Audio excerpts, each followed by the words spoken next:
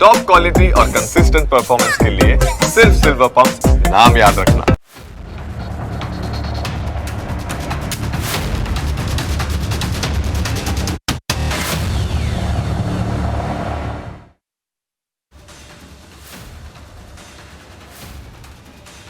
નમસ્કાર, હું જનક દવે.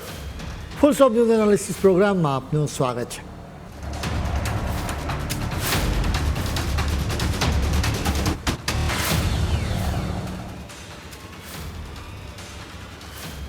આજે વાત એવા મહારાજાની કરવી છે જેમને લાગે છે કે દુનિયા એમના ખિસ્સામાં રહેલા ડોલરથી ચાલે છે.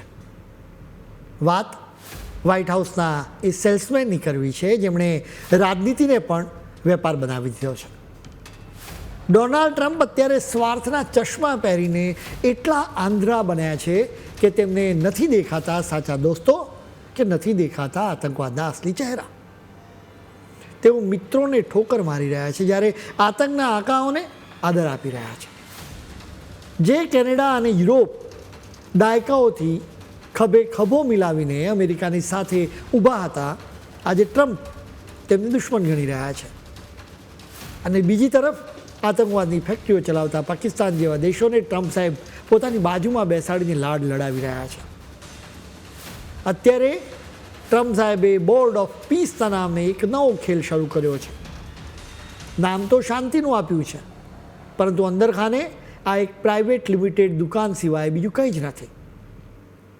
તેમને એવો વહેમ હતો કે અમેરિકાની સત્તાની લાકડી જેવી વિંજાશે એટલે આખી દુનિયા ઘૂંટણીએ પડી જશે. પણ આ 21મી સદી છે. કેનેડા અને યુરોપિયન દેશોએ ટ્રમ્પના અહંકારે કચડી નાખ્યો. તેમણે સ્પષ્ટ કહી દીધું કે તમારા આદેશ વ્હાઇટ હાઉસની દિવાલો સુધી મર્યાદિત રાખો. દુનિયા તમારી ગુલામ નથી.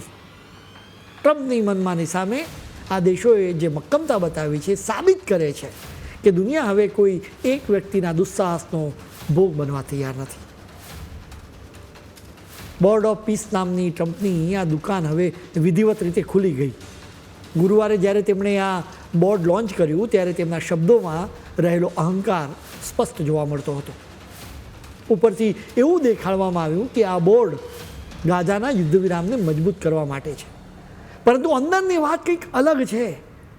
ટ્રમ્પ સાહેબે વ્હાઇટ હાઉસમાં બેસીને જે નિવેદન આપ્યું તે સાંભળીને લોકશાહીમાં માનતી દરેક વ્યક્તિને ગુસ્સો આવી જાય. તેમણે કહ્યું, એકવાર આ બોર્ડ સંપૂર્ણપણે રચાઈ જાય એના પછી અમે જે ઈચ્છીએ એ કરી શકીશું.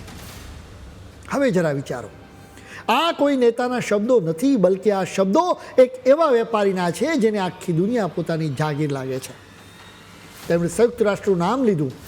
તેમણે કહ્યું કે અમે યુએનની સાથે રહીને કામ કરીશું કારણ કે એની ક્ષમતાનો પૂરેપૂરો ઉપયોગ થયો નથી. આ વાતનો અર્થ સ્પષ્ટ છે કે તેઓ સંયુક્ત રાષ્ટ્રને મદદ કરવા નથી માંગતા, પરંતુ એને પોતાના રિમોટ કંટ્રોલથી ચલાવવા માંગે છે. હવે કયા દેશોએ બોર્ડ ઓફ પીસ માટે હસ્તાક્ષર કર્યા એ લિસ્ટ તમે જુઓ, જેમાં પાકિસ્તાન પણ તમને જોવા મળશે. આ લિસ્ટમાં તમને UAE, Saudi Arabia, Qatar, Indonesia, Azerbaijan, તુર્કી અને બહેરીન જેવા મુસ્લિમ દેશો પણ જોવા મળશે. જે પણ એક મહત્ત્વની બાબત છે. એ સિવાય કોસોવો અને પેરાગ્વે જેવા દેશો પણ સામેલ છે. વ્હાઇટ હાઉસે બોર્ડ ઓફ પીસમાં જોડાનારા દેશોનું લિસ્ટ બહાર પાડ્યું છે, જેમાં બેલ્જિયમનું પણ નામ હતું. પણ જેવી વાત બહાર આવી કે તરત જ બેલ્જિયમના વિદેશ મંત્રી મેક્સિમ પ્રેવોએ ટ્રમ્પ સાહેબને આબરૂના ધજાગરા ઉડાવી દીધા. તેમણે સ્પષ્ટ કહ્યું કે સાહેબ જરા ચશ્મા સાફ કરીને જુઓ, અમે તમારા બોર્ડમાં જોડાયા નથી. આ જાહેરાત ખોટી છે. મજેદાર વાત એ છે કે વ્હાઇટ હાઉસે બેલારુસના બદલે બેલ્જિયમનું નામ છાપી નાખ્યું. વળી એ પણ ખૂબ મજેદાર વાત છે કે બેલારુસ રશિયાનું ખાસ પાર્ટનર છે, એટલે જ બેલારુસ રશિયાને પૂછીને જ આ બોર્ડમાં જોડાયું હશે. ટ્રમ્પ સાહેબની આ પ્રાઇવેટ લિમિટેડ દુકાનમાં ડેનમાર્ક જેવા દેશને આમંત્રણ આપવાની તસ્દી સુદ્ધા લેવામાં આવી નથી. આ કોઈ ભૂલ નથી, પરંતુ એ ગણતરીપૂર્વકનું અપમાન છે. કારણ કે ટ્રમ્પની નજર લાંબા સમયથી ગ્રીનલેન્ડ પર છે અને તેઓ તેને પચાવી પાડવા માંગે છે. ગ્રીનલેન્ડ ખરેખર તો ડેનમાર્કનો ભાગ છે. ડેનમાર્ક પોતાની સ્વાયત્તતા અને સ્વાભિમાનના મુદ્દે ટસનું મસ ન થયું, એટલે ટ્રમ્પે તેમને શાંતિના નાટકથી દૂર રાખવાનું મુનાસિબ માન્યું. આ આખા ખેલમાં યુરોપિયન તાકાતોએ ટ્રમ્પને અરીસો પણ બતાવી દીધો છે. ફ્રાન્સ, યુકે, સ્વીડન અને નોર્વે જેવા દેશોએ આ બોર્ડમાં જોડાવાની ચોખ્ખી ના પાડી અને સાબિત કરી દીધું કે વિશ્વ શાંતિ કોઈ વેપારીના સોદેબાજીનો વિષય નથી રહ્યો. જર્મનીના નેતાની હાજરી તો હતી, પણ તેમને મંચ પર નહોતું ચડવું એ મૌન વિરોધનો સૌથી મોટો પુરાવો છે. ટ્રમ્પે પોતાની આ દુકાન સજાવવા માટે 60 દેશોને આમંત્રણ મોકલ્યું હતું, પરંતુ માંડ 35 દેશોએ હા ભણી. આ આંકડો જ બતાવે છે કે ટ્રમ્પની વિશ્વસનીયતા વળતા પાણીએ થઈ રહી છે. ડોનાલ્ડ ટ્રમ્પ અને કેનેડા વચ્ચે ચાલી રહેલો વિવાદ હવે એક નવા વળાંકે પહોંચ્યો. જે કેનેડા અમેરિકાનું પડોશી અને પરમ મિત્ર ગણાતું હતું, તેને ટ્રમ્પ સાહેબે પોતાના બોર્ડ ઓફ પીસ નામની દુકાનમાંથી હાંકી કાઢ્યું. ટ્રમ્પે પોતાના ટ્રુથ સોશિયલ મીડિયા પર એક પોસ્ટ લખીને કેનેડાના પીએમ માર્ક કાર્નીનું આમંત્રણ રદ કરી દીધું. ગુનો માત્ર એટલો જ હતો કે માર્ક કાર્નીએ દુનિયાને ચેતવણી આપી હતી કે અમેરિકાના નેતૃત્વવાળી આ વૈશ્વિક વ્યવસ્થામાં હવે તિરાડ પડી રહી છે. આ ઘટનાએ ફરી સાબિત કરી દીધું છે કે જે સાચું બોલે છે તે ટ્રમ્પના દરબારમાં ટકી શકતા નથી. ટ્રમ્પ સાહેબે આ બોર્ડમાં કાયમી સભ્ય બનવા માટે $1 અબજ ફી માંગી. કેનેડાએ સ્પષ્ટ કહ્યું કે અમે શાંતિ માટે સાથે છીએ, પરંતુ આમ મનગઢ સંસ્થામાં જોડાવા માટે અમે પૈસા નહીં આપીએ. જેવી કેનેડાએ તિજોરી ખોલવાની ના પાડી કે તરત જ ટ્રમ્પ સાહેબનો કહેવાતો પ્રેમ નફરતમાં બદલાઈ ગયો અને આમંત્રણ પાછું ખેંચી લેવામાં આવ્યું. હવે સવાલ એ છે કે આ તો કેવી શાંતિ પરિષદ છે જ્યાં સભ્યપદના સોદા થાય છે. યુરોપિયન યુનિયનના વડા એન્ટોનિયો કોસ્ટા પણ આ બોર્ડના હેતુઓ સામે શંકા વ્યક્ત કરી રહ્યા છે. યુરોપના નેતાઓને પણ સમજાય છે કે આ કોઈ વૈશ્વિક સંસ્થા નથી, પરંતુ ટ્રમ્પની પોતાની તાકાત બતાવવાનું એક રમકડું છે. એક તબક્કે ટ્રમ્પ કેનેડાને 51મું રાજ્ય બનાવવા માંગતા હતા. આ ટ્રમ્પ સાહેબે આ બોર્ડમાં જોડાવા માટે ભારતને પણ આમંત્રણ આપ્યું છે. ભારત અત્યારે મૌન છે. ભારત જાણે છે કે આ કોઈ શાંતિ મંચ નથી, પરંતુ એક એવી ઝાડ છે જેમાં ફસાયા પછી નીકળવું મુશ્કેલ છે. ભારત માટે 4 બાબત ખૂબ જ વાંધાજનક છે.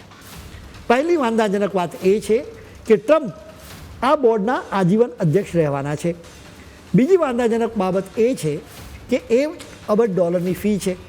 ત્રીજી વાંધાજનક વાત એ છે કે આ બોર્ડમાં પાકિસ્તાનને પણ સમાવાયું છે. અને ચોથી વાંધાજનક વાત એ છે કે આ બોર્ડ ગમે તે મામલામાં દખલ કરશે, જેનાથી ભારતની વિદેશ નીતિને અસર થઈ શકે. વ્લાદિમીર પુતિને તો આ ખેલમાં માસ્ટર સ્ટ્રોક માર્યો. ટ્રમ્પે દાવો કર્યો હતો કે રશિયા આ બોર્ડમાં જોડાશે અને પુતિને તે સ્વીકારી પણ લીધું, પણ એક એવી શરત મૂકી જેને સાંભળીને અમેરિકા ચોંકી ગયું. પુતિને કહ્યું કે તેઓ $1 અબજ આપવા તૈયાર છે, પણ એ પૈસા રશિયાના ખિસ્સામાંથી નહીં, પરંતુ જે રશિયન સંપત્તિ અમેરિકાએ ફ્રીઝ કરી રાખી છે તેમાંથી $1 અબજ કાઢીને આ બોર્ડમાં જમા કરાવી દો. એટલે કે સાપ પણ મરે અને લાકડી પણ ના તૂટે. પુતિને તો ત્યાં સુધી કહી દીધું કે આ પૈસા પેલેસ્ટાઇનના લોકોના ભલા માટે વાપરવા જોઈએ. ચીન અત્યારે આખા તમાશાને દૂર બેસીને જોઈ રહ્યું છે. ડોનાલ્ડ ટ્રમ્પ અત્યારે માત્ર ને માત્ર પોતાનો સ્વાર્થ જોઈ રહ્યા છે. આ પહેલાં તેમણે એક જ ઝાટકે 66 આંતરરાષ્ટ્રીય સંસ્થાઓની સાથે અમેરિકાનો નાતો તોડી નાખ્યો હતો. આ સંસ્થાઓમાં ભારત દ્વારા શરૂ કરાયેલું ઇન્ટરનેશનલ સોલાર એલાયન્સ પણ સામેલ છે. વ્હાઇટ હાઉસે કહ્યું હતું કે આ 66 સંસ્થાઓ હવે અમેરિકાના હિતમાં નથી. આ બતાવે છે કે ટ્રમ્પનો એજન્ડા અમેરિકા ફર્સ્ટ નહીં, પરંતુ અમેરિકા ઓનલી છે.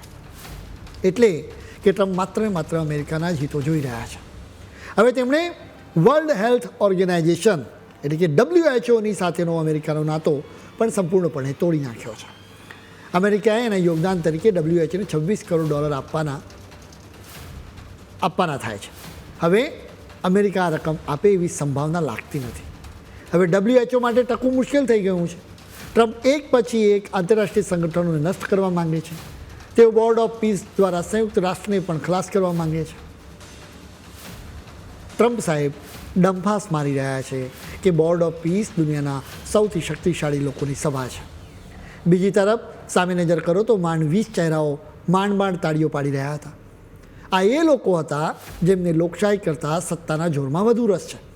ટ્રમ્પ સાહેબે વ્હાઇટ હાઉસના ચોપડામાં ભલે આને મોટી સફળતા ગણાવી હોય, પરંતુ હકીકત એ છે કે દુનિયાના મોટા ગજાના નેતાઓ કાં તો દાવોસ છોડીને ભાગી ગયા અથવા માંદગીના બહાને તમાશાથી દૂર રહ્યા. આ બોર્ડ ઓફ પીસ નથી, પરંતુ બદમાશોની એક ટોળી હોય એવું લાગી રહ્યું છે. તો સવાલ એ છે કે શું શાંતિના નામે શરૂ થયેલા વ્યાપારથી દુનિયામાં ખરેખર કોઈ શાંતિ આવશે કે પછી માત્ર ટ્રમ્પ સાહેબનો અહંકાર જ સંતોષાશે?